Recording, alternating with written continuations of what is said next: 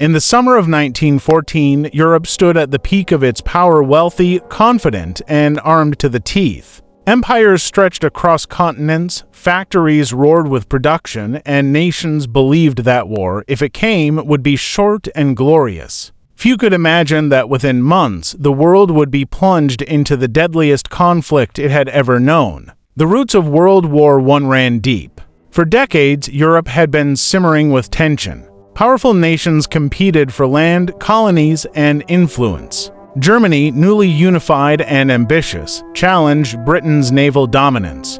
France still burned with anger over lands lost to Germany in a previous war. Austria-Hungary struggled to hold together its fragile empire, while Russia claimed to protect Slavic peoples across Eastern Europe. These rivalries were fueled by militarism, the belief that military strength defined national greatness. Armies grew larger, weapons more advanced, and war plans more rigid. Alliances bound nations together in secret treaties, promising mutual defense. Nationalism pushed ethnic groups to demand independence, especially in the volatile Balkans. Europe had become a powder keg waiting for a spark. That spark came on June 28, 1914, in the city of Sarajevo. Archduke Franz Ferdinand, heir to the Austro-Hungarian throne, arrived in Bosnia to inspect troops. Too many Slavic nationalists, his presence was an insult.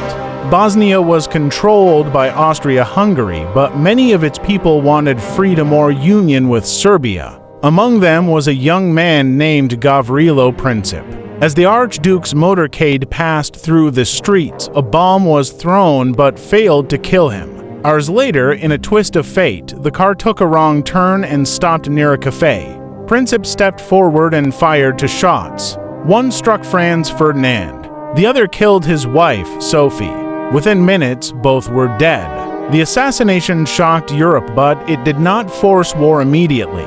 What followed was a deadly chain reaction. Austria-Hungary blamed Serbia, accusing it of supporting the assassins. With backing from Germany, Austria issued an ultimatum to Serbia designed to be rejected. Serbia accepted most demands but refused full submission. It was not enough. On July 28, 1914, Austria-Hungary declared war on Serbia. Russia mobilized to defend Serbia. Germany responded by declaring war on Russia. France, allied with Russia, prepared for battle. Germany launched an attack through Belgium to strike France quickly.